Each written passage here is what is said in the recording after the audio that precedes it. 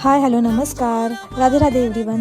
तर आज मी सकाळी लवकर उठले होते, म्हणजे आता वाजले आहेत 5:15 आणि त्यानंतर मी उठले, ब्रश वगैरे केला आणि थोडंसं फिरले बाहेर जाऊन. आणि आजकाल मी प्रेमानंद महाराज जे आहेत त्यांना जास्त फॉलो करत आहे, म्हणजे आधीही करत होते पण आजकाल भरपूर फॉलो करत आहे. सारखं मला त्यांचे रील्स येतात आणि त्यांनी जे सांगतात ना ते खरंच मनापासून सगळ्या गोष्टी पटतात. तर त्यात त्यांनी एकदा सांगितलं होतं की म्हणजे सकाळी उठल्या उठल्या इतकं पाणी प्यायचं की एकतर ते पाणी आपल्याला पचायला तरी पाहिजे, नाहीतर त्याची पूर्ण उलटी तरी व्हायला पाहिजे. पण मी ते एका दिवसात ट्राय करू शकत, त्यामुळे मी फक्त एकच ग्लास पाणी पिऊन आजच्या दिवसाची सुरुवात केली होती. तर मी पाणी पिले आणि फ्रेश झाले. फ्रेश झाला म्हणजे मला आधी आंघोळ करावी लागते, कारण आंघोळ केल्याशिवाय मला अजिबात फ्रेश वाटत नाही.